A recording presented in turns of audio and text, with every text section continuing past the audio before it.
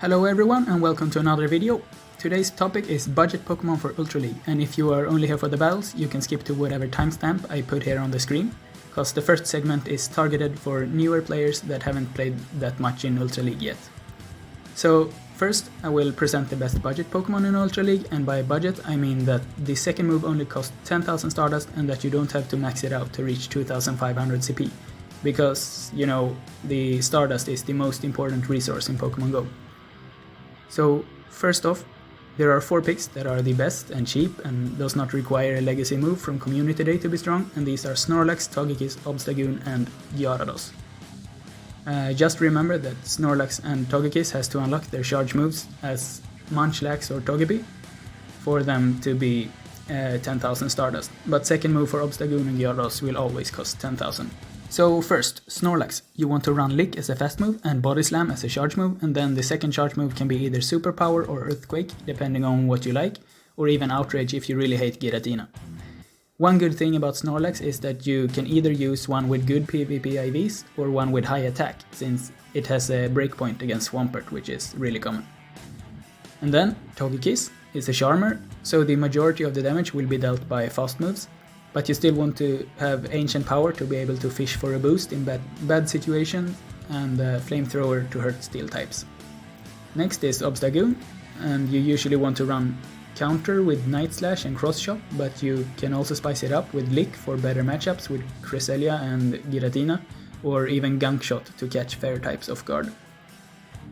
And last of these 4 is Gyarados, and it is possibly the strongest safe switch in Ultra League, with counterplay against 4 of the most common Pokemon, which are Cresselia, Giratina, Swampert and Registeel, and it deals a lot of damage with Dragon Breath and has good coverage with Crunch and Hydro Pump.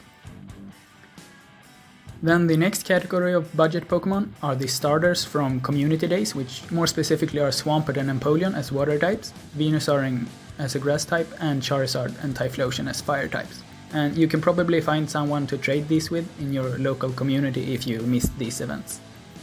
And lastly, 2 honorable mentions as budget Pokemon are Articuno and Escavalier. Articuno is another strong budget pick, since you actually only need 1 charge move in almost all matchups, which is Icy Wind and then Ice Shard as a fast move. And Escavalier is a top tier Pokemon that costs 0 candy to evolve into if you have a traded Carablast.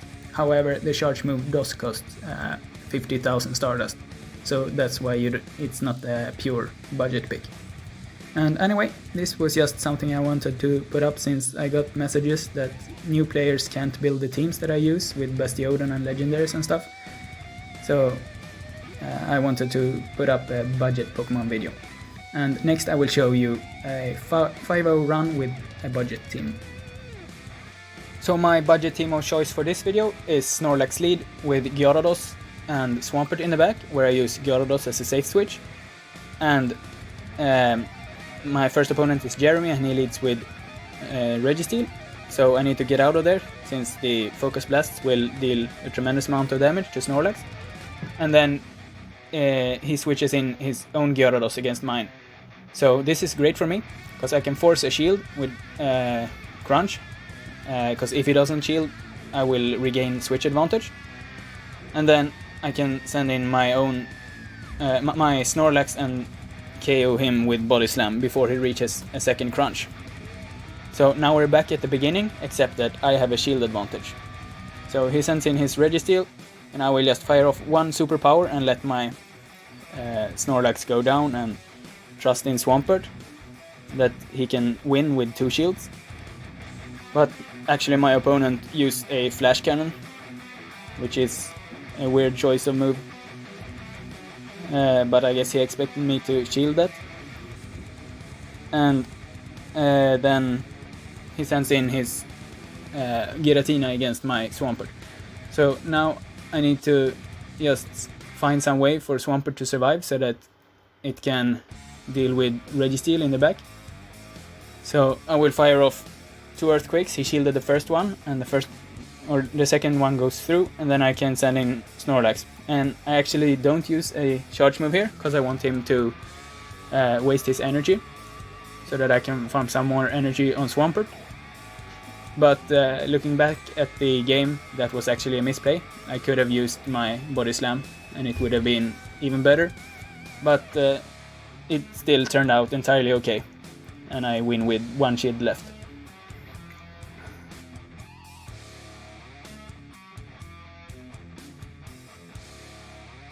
In the second game I face Never Blue, and he leads with Charizard against my Snorlax, so this is fairly good for me. I believe I win all the equal shields, so I will make a body slam right before he reaches his blast burn, and he doesn't shield, so this is great.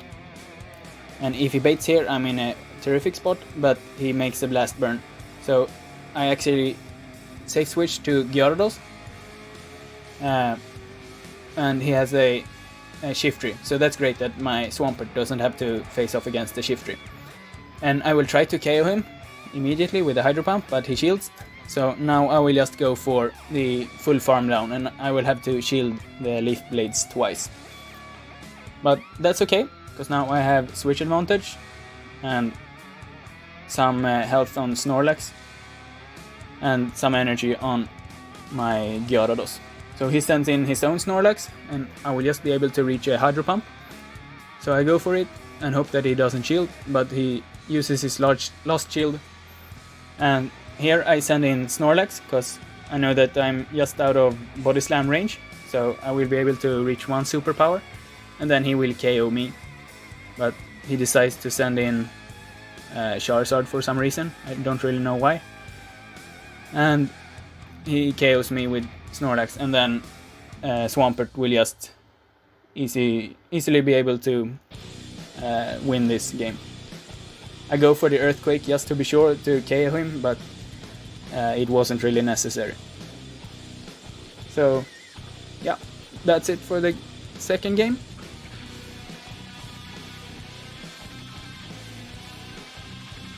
In the third game I face off against Liru, and he leads with Giratina against my Snorlax, which is bad since I don't have Outrage nor Earthquake.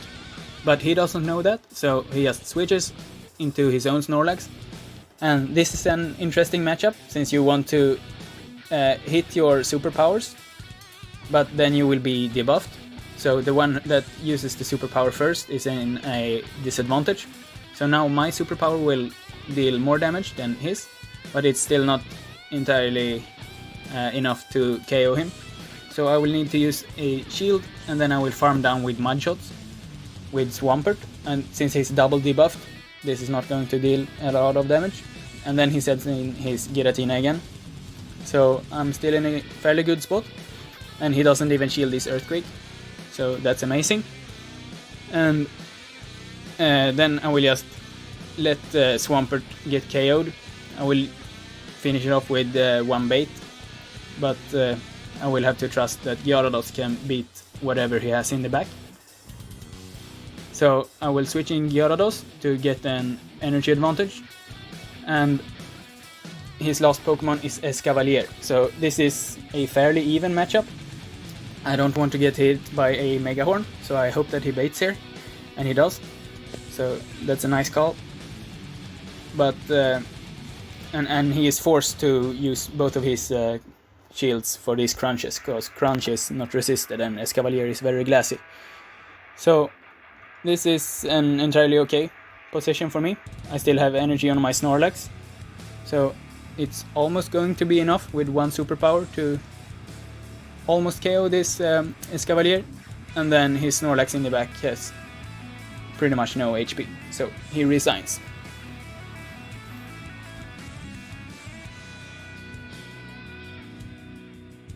In game number 4, I face off against Gotsuyoshi, and he leads with Dragonite, which is a very glassy pick for Ultra League.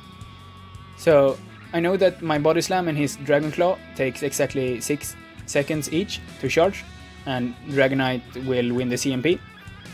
So I don't shield here to check how much damage his Dragon Claw does, and then I see here that I'm not going to be KO'd by it, so there's no reason for me to shield, and I will be able to fire off my own Body Slam.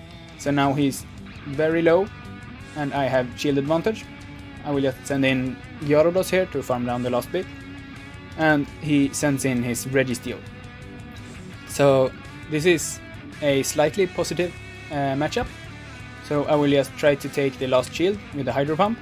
It doesn't matter if he shields or not, because it's good either way. Because now I can send in Swampert and threaten to one-shot with an Earthquake. And I will just hope that he doesn't have a Grass type in the back. But if he had, he would have sent it into Gyarados earlier. So he has his own Swampert in the back. And sometimes, depending on IVs, you can win by just doing 2 Hydro Cannons on a Swampert. But I go for the Earthquake just to be sure, since I'm so far ahead. And here I will be able to survive a Focus Blast and reach the Earthquake to win the game.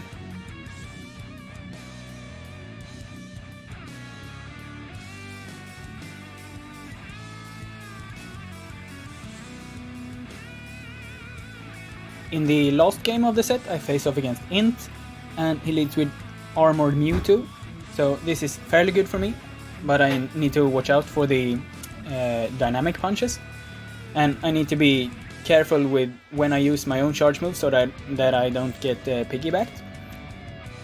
And he uses dynamic punch, and then I will make my second body slam just before he reaches another charge move, and he lets it go through, so that's a nice one lead. And he sends in Obstagoon, and I didn't go for the superpower because I didn't know if I would have been able to survive for another counter. So this is a fairly even situation.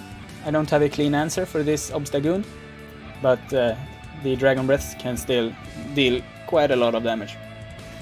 So he spams his Night Slashes, and I charge up for a Hydro Pump and then bait with Crunch and get the first shield.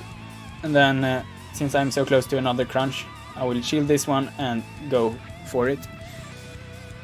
And then I will let my Gyarados go down, because the Obstagoon is not really in Mudshot farm down range yet.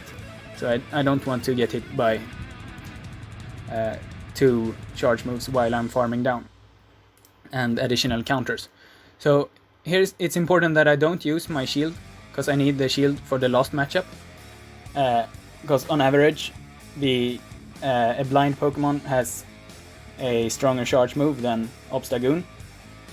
So it was the right call, and he's got a Registeel in the back, so a Registeel without shields is just easy to destroy with Swampert. So that was my 5-0 run, and also a rant about budget picks for the Ultra League. So please give me feedback if this kind of video was good or bad, or what I should change.